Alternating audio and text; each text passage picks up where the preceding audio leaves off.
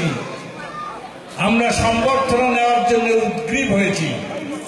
এটা যে আমাদের কত বড় পাপ, সেই পাপের জন্য সর্বপ্রথমে ওরাকান্দির থেকে আমার হরিচাঁদের উত্তরসূরি যারা এসেছেন তাদের কাছে আমরা এই গ্রহণকারী যারা কি গ্রহণ করছি, সম্বর্ধনা গ্রহণ করছি, আমরা আমাদের পক্ষ থেকে ক্ষমা চাইছি আমার সেই ভগবানের উত্তরসূরিদের কাছে।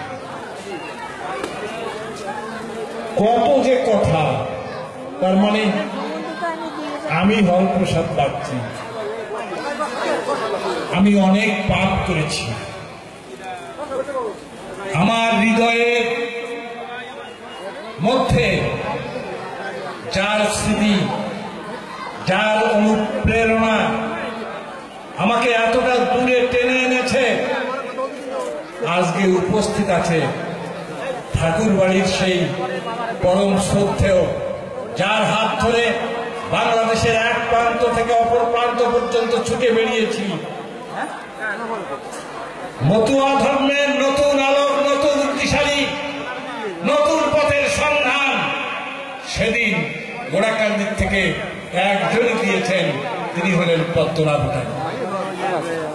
আমি তার কাছে ঋণী, গালাগালিও কম করি নাই, এখনো করি। কিসের ব্যথা জানো? আজকে ঠাকুররা আমার ভাইটি সুন্দর কথা বলল, শুনতে ভালো লাগে, কিন্তু আমরা তো ওই কথা বলতে পারি না। সবার সাথে পীড়িত করার মতো ক্ষমতা আমাদের নেই। আজকে এটা সুস্পষ্ট ভাবে বলতে হয়, হরিচাঁদ ঠাকুরের জন্মদিনকে সরকারি ছুটির দিন হিসাবে ওই ওরাকান্দির মাটিতে ঘোষণা করিয়েছিলাম আমরা। গেল কোথায়? কার জন্য গেল? সেটুকু কবে না? যারা ওই দিন হরিচাঁদ ঠাকুরকে ঘৃণার চোখে দেখেছে, যারা হরিচাঁদ ঠাকুরের ভালো মোটেই সহ্য করতে পারে নাই, তারা কারা? তারা হলো ব্রাহ্মণ্যবাদীরা, যারা এই মতুয়া আদর্শের বাইরে চলে। তারা সেদিন হওয়া ছুটি, সরকারি ছুটি হওয়াটা সেদিন নষ্ট করে দিল কারা? ওই সুনীল গুপ্ত। এরা কোন দেশের মানুষ? কারা? এর সাথেও পীড়িত করতে হবে। এটা আপনারা করতে পারেন, আপনারা ভগবান, আপনারা করতে পারেন, কিন্তু আমরা তো ভগবান না। আমাদের সাথে এই পীড়িত চলে না। আমার হরিচাঁদের বিরুদ্ধে, আমার হরিচাঁদের অসম্মান যার কাছ থেকে আসবে, তার বিরুদ্ধে তীব্র যুদ্ধ আমরা ঘোষণা করব। আমরা হলো মতুয়া। দেখেন, দুনিয়ায় যারা উৎপীড়িত, যারা বঞ্চিত, যারা শোষিত, যারা লাঞ্ছিত, যারা উপেক্ষিত, জীবনভর যারা শুধু দিলেই পেলে না কিছুই, মানুষ যাদের চোখের জলের হিসেব মিলে না, তাদের বেদনা, তাদের করুণ কান্নাই আমার প্রাণের ঠাকুর হরিচাঁদকে এই ধরাবক্ষে নামিয়ে এনেছিলেন। তিনি হলেন সেই ভগবান। দেখেন, একটি কথা বলতে হয়, আপনাদের কাছে একটু প্রশ্ন করি। কত যে কথা, এত কথা বলবো কখন, বলার তো সুযোগ নেই। তবু একটু দুটি কথা বলি। বলেন তো, পৃথিবীতে এমন কোন ধর্মগ্রন্থ আছে যে ধর্মগ্রন্থ জয় দিয়ে সূচিত হয়েছে? কোন ধর্মগ্রন্থ আছে পৃথিবীতে জয় দিয়ে যার শুরু? বলেন বলেন বলেন। আপনার এই শ্রী শ্রী হরিলীলামৃত। জয় জয় হরিচাঁদ, জয় কৃষ্ণ দাস, জয় শ্রী বৈষ্ণব দাস, জয় গৌরী দাস, জয় শ্রী স্বরূপ দাস, পঞ্চ সহোদর, পতিত পাবন হেতু হইলা অবতার। তাহলে জয় দিয়ে শুরু হয়েছে আমার মহাগ্রন্থ শ্রী শ্রী হরিলীলামৃত। জয় দিয়ে যদি শুরু হয়, তাহলে এই জয় কার জন্যে? জয় হলো ওই হরিলীলামৃতকে যারা অন্তরে হৃদয়ে ধারণ করে, যারা এই হরিলীলামৃতকে তাদের সর্বশ্রেষ্ঠ গ্রন্থ বলে মনে করে, জয় তাদের। তারা হচ্ছে মতুয়ারা। মতুয়ার জয়। জয় যদি একদিনের হয়, পরাজয় তো আছে। পরাজয়টা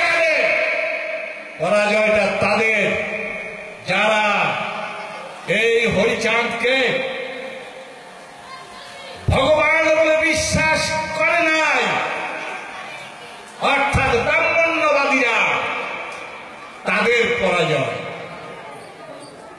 ওই আর একটা জয় আছে। কোন জয়ে? একটা দেশ স্বাধীন হয়েছে। এই কোন জয়ে একটা দেশ স্বাধীন হয়েছে? এবং সে কোন দেশ?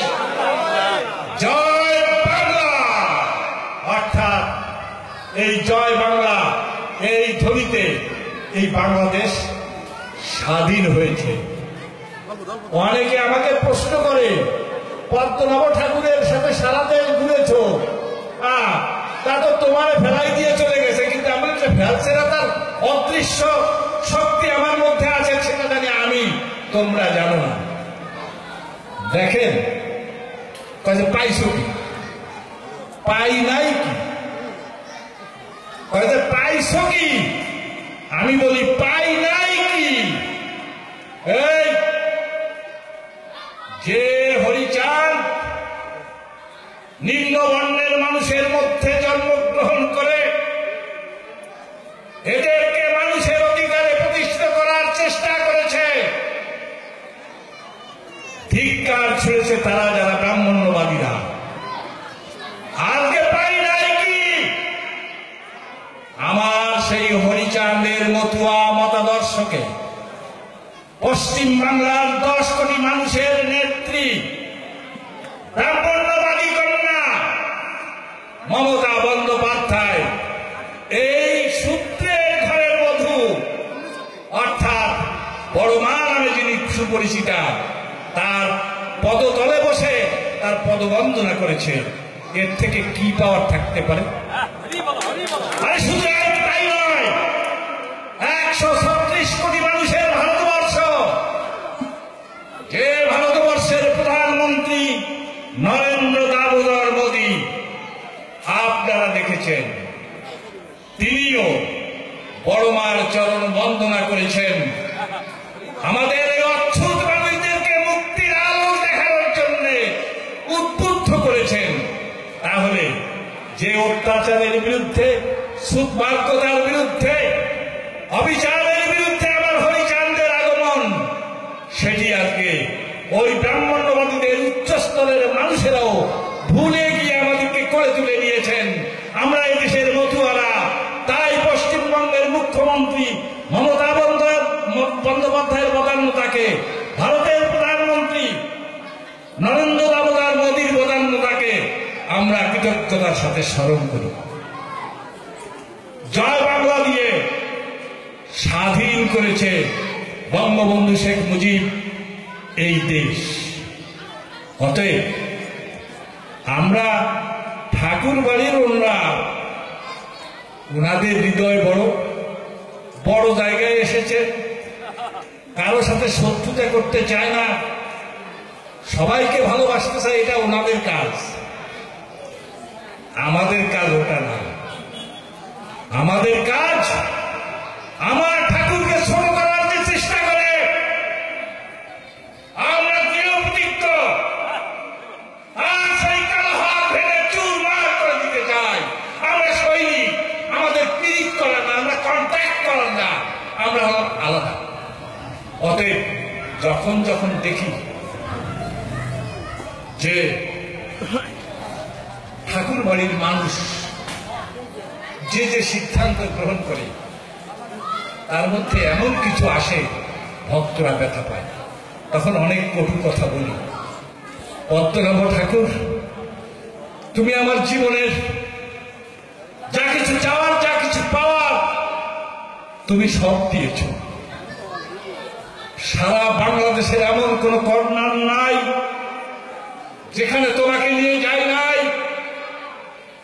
ব্রাহ্মণ্যবাদের ধ্বংস, দিকে দিকে যে ব্রহ্মাস্ত্র, সেটি ছড়িয়ে দিয়েছে।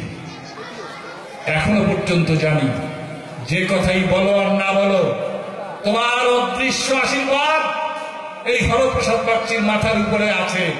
আমি বিশ্বাস করি তোমার সেই আশীর্বাদ মাথায় নিয়ে ভারত বাংলাদেশের বুকে যে ঝড় আমি তুলেছি, এই ঝড় একদিন বাস্তবে রূপ লাভ করবে। আজকে কি লাভ পেলাম? সমগ্র দুটো জিনিসের জন্য হরিচাঁদ এসেছিলেন। একটা হলো অন্ধজনে দিতে আলো, অমানিকে মান, ওরা কান্দি আবির্ভূত হলো ভগবান। হরিচাঁদ যেই আলো প্রথম জ্বালিল, গুরুচাঁদ শতগুণে বর্ধিত করিল। এই দুটোই পেয়ে গেছে। পেয়ে গেছে কি? আজকের এই মিটিং এ কত হাজার এমএ পাস আর বিএ পাস, কত হাজার ইঞ্জিনিয়ার আজকে উপস্থিত। কার বদল কিচ্ছুই ছিল না, তাহলে পাওয়া হয়ে গেছে। হরিচাঁদ যেটা চেয়েছে অন্ধজনে আলো দিতে, এ জাতির মানুষের শিক্ষা পেয়েছে। সম্মান মান দেওয়ার জন্য হরিচাঁদ এসেছিলেন, মান পাই নাই। আমাদেরকে অসম্মানই করে যারা আত্মতৃপ্তি লাভ করত, আজকে সেই ব্রাহ্মণ্যবাদীর উচ্চস্তরে অবস্থান করে যারা, ওই যে মমতা বন্দ্যোপাধ্যায়, ওই যে কার ভাইয়া, ব্রাহ্মণের মেয়ে, ওই পিয়া ঠাকুর, ব্যারিস্টার পিয়া ঠাকুর, তার স্ত্রী বড় মা যিনি বীণাপাণি দেবী, কার ঘরের বধূ? নবসূত্রের ঘরের বধূ। তাহলে ওই ব্রাহ্মণের কন্যা যদি ওই বড় মার পদলেহন করে, তাহলে মার পেতে কি আর আমাদের কিছু বাকি আছে? আজকে আমরা মানের শীর্ষে 136 কোটি, অর্থাৎ চীনের পরেই সারা পৃথিবীর মধ্যে সর্ববৃহৎ জনসংখ্যা অধ্যুষিত দেশ হল ভারতবর্ষ। 136 কোটি মানুষ, 52 তারা, তার চাইতেও বড় বড় নামের জাতির মানুষ ওই ভারতবর্ষে বসবাস করে। তার নেতা নরেন্দ্র দামোদর মোদী, তিনি যদি আমার সেই বড় মার পদলেহন করে, তাহলে আমাদের সম্মানী হতে আর বাকি আছে? হরিচাঁদ সম্মানী বানাতে চেয়েছিলেন, হয়েছি সম্মানী। হরিচাঁদ শিক্ষিত করতে চেয়েছিলেন এই জাতিকে, হয়েছি আমরা শিক্ষিত। সুতরাং বাকি আর কিছুই নাই, আমাদের আর কিছু চাওয়া পাওয়ার নাই। আমরা যাই করি না করি, একটা কথা তো বলতে হয়, এক যোদ্ধা মারা গেল, অকাল মৃত্যু হল এক যোদ্ধা, তার সদ্য জন্মগ্রহণ করা এক পুত্র সহ তার স্ত্রী বিধবা হল। সে এত ব্যথা পেল যে তার স্বামীর মৃত্যুতে শোকে এত স্ট্যান্ড হয়ে গেল, সে কাঁদতে পারছে না। সবাই ধারণা করলো এই মহিলা যদি না কান্দে তাহলেও মারা যাবে। অনেকভাবে চেষ্টা করলো তাকে কান্দানোর জন্য। অবশেষে 90 বছরের এক বৃদ্ধা, তার বহু দর্শনের ফল, সে বলল, ওগো তোমরা একটা কাজ করো তো, ওই যে তার যে একটা ছেলে রেখে গেছে না, ওই ছেলেটাকে ওর মায়ের কোলে দাও তো। যখনই ওই ছোট্ট শিশুকে তার মায়ের কোলে দেওয়া হলো, তখনই সে চিৎকার করে বলল, আমি তোমার জন্য বেঁচে থাকতে চাই, হাউ মাউ করে কেঁদে ফেলল। হরিচাঁদ মরে গেছে, কিন্তু তাদের সন্তান সন্ততি তো রেখে গেছে। আমাদের যত ব্যথার বেদনাই থাকুক না কেন, তার সন্তানেরা তার উত্তর সুবিধা রয়ে গেছে। শুধুমাত্র তাদের মুখের দিকে তাকিয়ে আমরা সমস্ত কিছু ভুলে গিয়ে আমরা জয়গান সমগ্র বিশ্বের মুখে প্রতিষ্ঠা করতে চাই। এই আশাবাদ ব্যক্ত করে, আপনাদের আর পাওয়ার কিছু নাই, আপনারা সব পেয়েছেন। আজকে যেটুকু বাকি ছিল তাও পূর্ণাঙ্গতা লাভ করলো, অর্থাৎ ঠাকুরদের মধ্যে যে দ্বিধাদ্বন্দ্ব, সেটা আমরা নষ্ট করে দিয়েছি আমাদের ভালোবাসায়। তাদের মধ্যে যে ব্যতিক্রম চিন্তা চেতনার দ্বিধান্বিত মানসিকতা, এটা দূরীভূত হয়ে গেছে। আজকে তারা দুজনেই আমাদের মধ্যে উপস্থিত হয়েছে। এদের সমন্বিত প্রচেষ্টায় এই জাতি এক অত্যুন্নত পর্যায়ে পৌঁছাবে বলে আমার বিশ্বাস। আর কথা আর বাড়াতে চাই না। দূর থেকে আশীর্বাদ করবেন।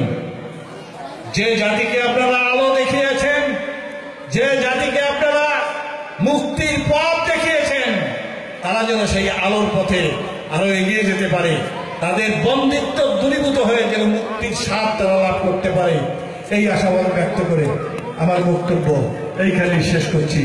সকলকে আন্তরিক ধন্যবাদ।